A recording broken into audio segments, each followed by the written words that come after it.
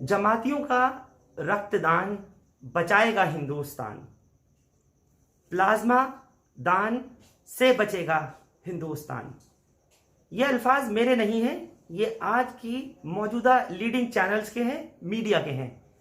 और ये वो मीडिया है कि जिस वक्त में मरकज़ निज़ामुद्दीन से लोग निकाले जा रहे थे और अलग अलग डेजिग्नेटेड कोविड अस्पतालों में और क्वारंटाइन सेंटर्स में भेजे जा रहे थे, उस वक्त मीडिया की ज़ुबान कुछ ऐसी थी कि कोरोना का मरकज़ बना निज़ामुद्दीन या कोरोना फैलाने वाले बने तबलीगी जमाती।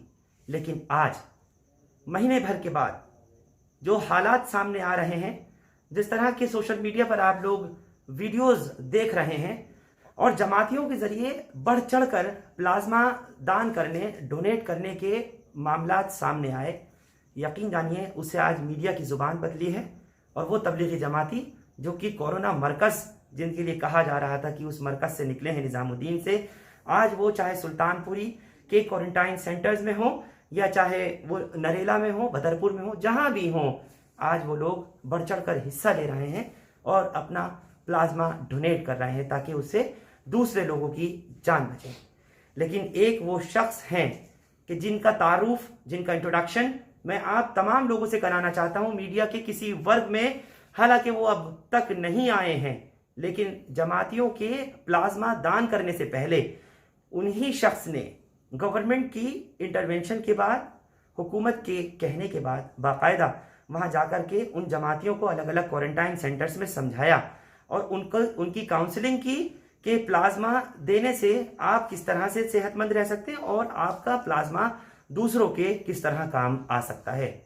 जी हाँ, मैं बात कर रहा हूं डॉक्टर इशरत कफील की। ये वो शख्स हैं कि जिन्होंने दिन रात मेहनत करके उन जमातियों के साथ में उनके क्वारंटाइन सेंटर्स में जहां जहां उन्हें रखा हुआ है, खासतौर से नरेला, सुल्तानपुरी, बदरपुर वगैरह, उन्हें जाकर के बाकायदा समझाया। और उसके बाद जिस तरीके से होड़ लगी और ख़ासतौर से जमात के जो अमीर हैं मौलाना साद, उन्होंने भी फिर इस बात के लिए लोगों की अपील जारी की और कहा कि आप लोग अपना प्लाज्मा डोनेट करें। तो मेरे साथ इस वक्त में मौजूद हैं डॉक्टर इशरत कफील। डॉक्टर साहब, आपका हिंदुस्तान लाइव पर मैं इस्तकबाल करता हूँ, आपका स्वागत करता हूँ। शुक्रिया। आपका नाम हालांकि लोगों को बहुत कम मालूम हुआ, लेकिन इस प्लाज्मा डोनेशन के पीछे आपका बहुत बड़ा योगदान रहा। मैं आपसे सिलसिलेवार तरीके से जानना चाहूँगा कि ये कहाँ से मामला शुरू हुआ। जो हमने तस्वीरें देखी, जो हम वीडियोस सोशल मीडिया पे लगातार देख रहे हैं, उसमें कई सारे लोग हैं, जमाती हैं, बढ़ चढ़ कर हिस्सा ले रहे हैं और वो प्लाज्मा डोनेट कर रहे हैं। ये कहाँ से सिलसिला शुरू हुआ? देखिए, ये सिलसिला दरअसल शुरू हुआ गवर्नमेंट की इंटरवेंशन से। जैसे कि आपने कहा, प्लाज्मा थेरेपी से जान बचाने के जो मामले थे वो दूसरी कंट्रीज़ के सामने आ रहे थे। और आपको पता है कि हमारे दिल्ली के चीफ मिनिस्टर केजरीवाल जी ने सेंट्रल गवर्नमेंट से इस सिलसिले में परमिशन ली और परमिशन लेने के बाद एक सिलसिला शुरू हुआ कि हम प्लाज्मा किस तरीके से ले सकते हैं।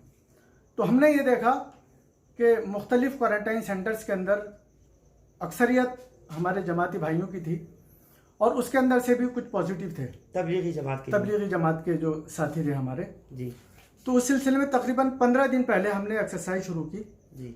और एक्सरसाइज शुरू करने का तरीका यही था कि हम सबसे पहले सुल्तानपुरी गए जी। सुल्तानपुरी क्वारंटाइन सेंटर के अंदर हमने तबलीगी जमात के लोगों से बातचीत की और उनको बताया कि इस वक्त प्लाज्मा थेरेपी से हम किस तरीके से लोगों की जान बचा सकते हैं जी। और आप यकीन कीजिएगा, जिस वक्त मैंने उन लोगों से बात की है, सुल्तानपुरी क्वारंटाइन सेंटर में सबसे पहले मैंने अपने जमाती जो तबलीगी जमात के लोगों से उनसे बातचीत की और जिस वक्त मैंने बातचीत की है, आप यकीन जानिएगा कि उस वक्त उनमें से हर आदमी ने यह कहा कि अगर हमारे खून से, अगर हमारे प्लाज्मा से अगर किसी की जान बच सकती है, हमारे वतन के किसी भी भाई की जान बच सकती है, हम हाजिर हैं। किसी भी धर्म के, किसी भी धर्म के, चाहे वो हिंदू हो, चाहे वो मुस्लिम हो, चाहे वो सिख हो, चाहे वो ईसाई हो। मैं खुद इस बात का गवाह हूँ। उनमें से किसी एक बंदे ने भी ये नहीं कहा कि हम ये नहीं देंगे। उसके बाद फिर हम नरेला गए। नरेला के अंदर भी हमने बातचीत की उन लोगों को बताया कि प्लाज्मा थेरेपी क्या चीज़ है। जिस वक्त उनको ये पता चला कि उनके प्लाज्मा से, उनके खून से किसी की जान बच सकती है, आप यकीन जानिएगा वहाँ जितने भी लोग थे सब ने हाथ उठाकर कहा कि हम प्लाज्मा देंगे अपने मुल्क के लिए, अपने मुल्क के वतन परस्तों के लिए, अपने मुल्क के हर भाई के लिए, चाहे वो हिंदू हो, मुसलमान हो, सिख हो या ईसाई हो।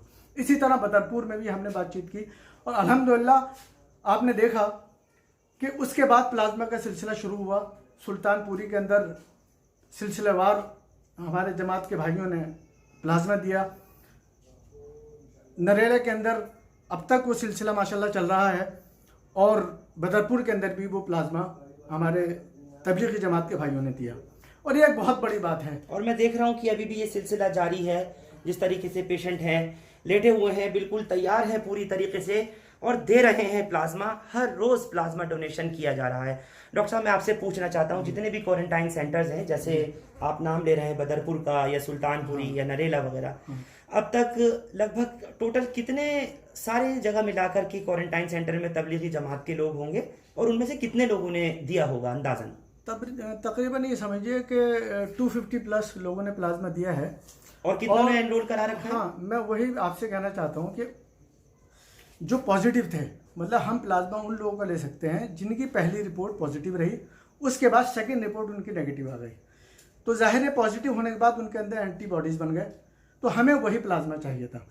उसके अंदर से मैं आपको बता रहा हूँ, जैसे अगर 500, एक मिसाल के तौर पर 500 पॉजिटिव तबलीगी जमात के साथी थे और उनकी दूसरी रिपोर्ट नेगेटिव आ चुकी थी, वो सब के सब तैयार थे देने के लिए, लेकिन उनके अंदर से बहुत से 60 प्लस थे, बहुत से कमज़ोर थे, बहुत से मेडिकली फिट नहीं थे, तो उनको बाहर रखा गया और जो लोग फिट थे उनको प्लाज्मा के लिए आगे लाया गया और उन्होंने प्लाज्मा दिया। अच्छा, आप हमारे दर्शकों के लिए या वो लोग जो आपको तमाम देश और दुनिया में देख रहे हैं, आप कैसे बता सकते हैं कि प्लाज्मा थेरेपी है क्या, सरल शब्दों में, कि आखिर ये प्लाज्मा थेरेपी काम किस तरह से करती है और एक शख्स का डोनेट किया हुआ प्लाज्मा कितने लोगों के लिए कारगर फायदेमंद साबित होता है? एक बार पूरी ये बात भी अगर आप बता पाए तो। मैं बहुत सादा लफ्जों में बताना चाहता हूँ कि एक शख्स का प्लाज्मा तकरीबन 2 लोगों की जान बचा सकता है। और ये प्लाज्मा थेरेपी है क्या, बहुत सादा ज़बान में मैं आपको बता दूं कि एक बार कोरोना पॉजिटिव आने के बाद उसके ब्लड में एंटीबॉडीज़ बन जाती हैं। अब ये एंटीबॉडीज़ जो है उससे फाइट करती हैं। देखिए, हमारा जो सिस्टम है एक्चुअली, सारे जो भी इन्फेक्शंस होते हैं, चाहे वो वायरल इन्फेक्शंस हो, चाहे वो बैक्टीरियल इन्फेक्शंस हो, तो हमारे अंदर एंटीबॉडीज़ होती हैं जो उससे फाइट करती हैं। अब ये एंटीबॉडीज़ उसके प्लाज्मा में पैदा हो गई। अब ये जब ये हम ये प्लाज्मा मतलब ब्लड में पैदा हो, ब्लड में बन जाती हैं जी। और यही जो एंटीबॉडीज़ बन गई हैं, ये प्लाज्मा हम किसी ऐसे कोरोना पेशेंट्स के ब्लड में, उसके जिस्म में दाखिल करते हैं कि जिसको कोरोना है, तो वो उसके मुकाबला करने की ताकत बढ़ जाती है और उसके बहुत पॉजिटिव रिजल्ट आए हैं।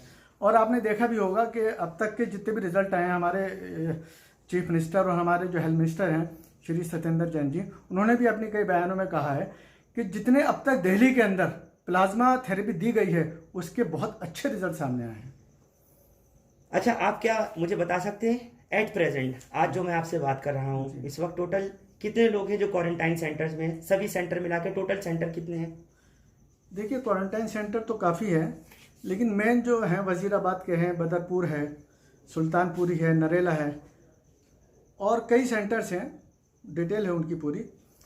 तो उसके अंदर तकरीबन जितने भी हमारे, जैसे मैंने आपको बताया था 2300 कुछ जो तबलीगी जमात के लोग निकाले गए थे और उसके बाद थोड़े बहुत और शायद आए होंगे, तो इतने तो तबलीगी जमात के थे। बाकी और दूसरी जो संक्रमित थे इसके कोरोना के, वो भी उसके अंदर शामिल हैं। लेकिन तबलीगी जमात के लोगों ने जिस तरीके से बढ़ चढ़ का हिस्सा लिया है, उन्होंने ये बता दिया है कि आज जो इल्ज़ाम तबलीगी जमात पर लगे थे, वो आज वो उन्होंने अपनी इस कुर्बानी से धोने की पूरी कोशिश की है। आपको पता है कि आज मीडिया बिल्कुल चुप है। मेरी समझ में नहीं आता कि वो चुप नहीं, लेकिन मीडिया चुप तो और तरह से है, लेकिन जो चीज़ है डॉक्टर इशरत कफील जी, आज मीडिया की जुबान भी कुछ बदली है। हाँ जी, ऐसे जी। भाइयों के जरिए जैसे तैयार हैं लोग देने को अपना प्लाज्मा, इस तरीके के लोगों के जरिए अगर ऐसी बात सामने आई है तो मीडिया की जुबान भी बदली बदली है। है, बिल्कुल जमातियों बात का रक्तदान बचाएगा हिंदुस्तान, हिंदुस्तान, जी, इस तरह जी, की जी। टैगलाइंस आ रही हैं, बिल्कुल उस पर सही क्या बात कहेंगे है। आप? देखिए ये एक अच्छा ये चेंज इनिशिएटिव आया है। है, इनिशिएटिव है। जी। और लोगों को जिस तरीके से मीडिया में चेंज आया है, जी। तो ये एक अच्छा खुशआइन बात है ये। और मैं ये समझता हूँ कि जिस तरीके से आगे आने वाले वक्त के अंदर हिंदू, मुस्लिम, सिख और ईसाई की एकता जिसने इस हिंदुस्तान को आज़ादी दिलाई, आज भी यही एकता, यही इत्तेहाद सामने आ रहा है और इसकी जरूरत भी और है। इसकी ज़रूरत भी है। और मैं ये समझता हूँ कि आने वाले वक्त में अगर यही हालात हमारे सामने रहे तो वो लोग जो हमारे दरमियान में नफरत फैलाना चाहते हैं, जो हिंदुओं में, मुसलमानों में, सिखों में और ईसाइयों में नफरत फैलाना चाहते हैं, वो फिर एक बार शिकार होंगे। अच्छा डॉक्टर साहब, मैं आपसे कुछ और भी सवालात करना चाहूँगा। अभी क्या प्लाज्मा थेरेपी जारी है? जी बिल्कुल इस वक्त जारी मैं है। आपसे पूछ रहा हाँ, हूँ। बिल्कुल जारी है। तो कहाँ किस तरह से प्लाज्मा ले रहे हैं? वो जहाँ जहाँ जो ज़रूरत है, जैसे LNJP हॉस्पिटल है मेनली, और दूसरे हॉस्पिटल में वहाँ प्लाज्मा थेरेपी चल रही है और लोग जो है उससे फ़ायदा उठा रहे हैं। अब शुक्रिया है कि दिल्ली के अंदर तादाद कम है, ये अच्छी बात है, लेकिन फिर भी जो भी तादाद है और उनको प्लाज्मा की ज़रूरत पड़ती है, वो ट्रायल चल रहा है और इंशाल्लाह वो ट्रायल कामयाब होगा, हमें उम्मीद है।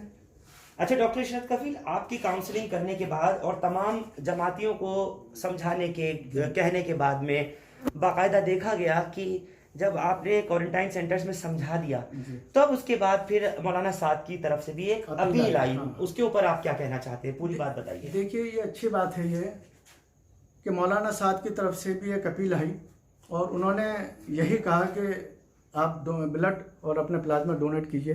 ये एक बहुत अच्छी बात है। और देखिए वो तो बात बहुत पॉलिटिकल हो जाएगी कि जिस वक्त वो जमात, तबलीगी जमात के लोग मरकज़ में थे, मौलाना साहब का फिर इन्वॉल्वमेंट हुआ, किस तरीके से वो बात है, ये एक पॉलिटिकल बात है, तो मैं उस पॉलिटिकल बात में जाना नहीं चाहता। लेकिन हाँ, मैं मौलाना साहब को ये मुबारकबाद देना चाहता हूँ, उनका शुक्रिया अदा करना चाहता हूँ कि उन्होंने आज इस मुश्किल के वक्त में, जबकि मुल्क हमारा इस कोरोना से जूझ रहा है, उन्होंने अपने साथियों से ये अपील की कि वो प्लाज्मा डोनेट करें। तो डॉक्टर इशरत कफील, ऐसे बहुत सारे लोग हैं, चाहे वो देशी हों या विदेशी लोग हों, फॉरेनर्स हों, जो जमात में आए हुए थे, वो सब बढ़ चढ़ कर के हिस्सा ले रहे हैं, हर उम्र के, हर वर्ग के, क्या कहेंगे? देखिए जैसे कि मैंने आपको बताया कि मुख्तलिफ सेंटर्स के अंदर मैंने उन सबसे बातचीत की। एक बातचीत के दौरान एक चीज़ याद आ रही है मुझे, जो मैं आपको शेयर करना चाहता हूँ और अपने हिंदुस्तान के तमाम भाइयों बहनों के सामने वो शेयर करना चाहता हूँ। जिस वक्त हम लोग उन तबलीगी जमात के भाइयों से बात कर रहे थे तो उनमें से एक बुज़ुर्ग हमारे सामने आए और उन्होंने कहा कि मैं भी अपना ब्लड, कितना एज होगा उनका? उनकी तकरीबन 70 साल के करीब एज होगी उनकी। और वो लोग आगे आए और उन्होंने कहा कि मैं भी प्लाज्मा अपना डोनेट करना चाहता हूँ। तो हमने उनसे ये कहा कि आपकी उम्र ज़्यादा है और आप हो सकता है कि मेडिकली फिट ना हो, तो उन्होंने कहा कि आप मेरे खून का एक एक कतरा ले लीजिए, मेरे खून का एक एक कतरा ले लीजिए और सिर्फ इतना खून उसमें से बाकी रखिएगा कि मैं ज़िंदा रह सकूं। मैं अपने मुल्क के लिए, अपने मुल्क वालों के लिए अपना खून देना चाहता हूं। आप यकीन जानिएगा, ये बात सुनकर मेरी आंखों में आंसू आ गए और मैंने कहा कि ये जज्बा ही है जो आज हमारे दरमियान में, हिंदू और मुसलमानों के दरमियान में उस इत्तेहाद को ज़िंदा रखे हुए है जो लोग ख़त्म करना चाहते हैं। और ऐसे ही न जाने और कितने किस्से थे। बहुत से फॉरेनर्स थे, बहुत से लोग थे जो एलिजिबल नहीं थे, लेकिन वो भी चाहते थे कि हम भी आपके लिए प्लाज्मा डोनेट करें। जी, बहुत बहुत शुक्रिया आपका डॉक्टर इशरत कफील हमसे बात करने के लिए, थैंक यू सो मच। तो आपने सुना कि जो प्लाज्मा थेरेपी है, जो प्लाज्मा डोनेशन है, वो कितना कारगर साबित हो रहा है, कितना करामत साबित हो रहा है, खासतौर से उन पेशेंट्स के लिए जो कि कोरोना पॉजिटिव आ रहे हैं। और जिस तरह डॉक्टर इशरत कफील बता रहे थे कि एक शख्स का डोनेट हुआ प्लाज्मा 2 लोगों की जान बचा सकता है, 2 लोगों के काम आ सकता है। इस तरह से अब तक जमातियों के बताया जा रहा है कि लगभग 200 से 250 के बीच में प्लाज्मा डोनेट किए जा चुके हैं। और ऐसे हालात में कि जब वो लोग क्वारंटाइन सेंटर्स में रखे गए हैं LNJP से या दूसरे डेजिग्नेटेड कोरोना हॉस्पिटल से, जब उनको डिस्चार्ज किया गया है तो वो अपने घरों पे भेजने की बजाय उनको अभी क्वारंटाइन सेंटर्स रखा गया है और उन्हीं क्वारंटाइन सेंटर्स के अंदर उनका प्लाज्मा डोनेशन का काम चल रहा है। अब तक लगभग 700 से ज्यादा ऐसे तबलीगी जमाती हैं जो इन सेंटर्स में हैं और वो लोग एनरोल करा चुके हैं, अपनी इच्छा जाहिर कर चुके हैं कि हम भी अपना प्लाज्मा डोनेट करेंगे ताकि हमारा प्लाज्मा इंसानियत के लिए काम आ सके, इंसानों के लिए काम आ सके, हिंदुओं के लिए, मुसलमानों के लिए, सिखों के लिए, ईसाई के लिए, या जिसको भी ज़रूरत है प्लाज्मा की, उनके लिए काम आ सके। हिंदुस्तान लाइव फरहान याहिया आप लोग यूट्यूब पर सब्सक्राइब कर सकते हैं और क्लिक कर सकते हैं बेल आइकन हमारी खबर की पहली नोटिफिकेशन के लिए। फेसबुक पर हमारा page Hindustan live Farhan Yahiya follow और लाइक कर सकते हैं। बहुत बहुत शुक्रिया आप सबका इस खबर पर साथ जुड़ने के लिए।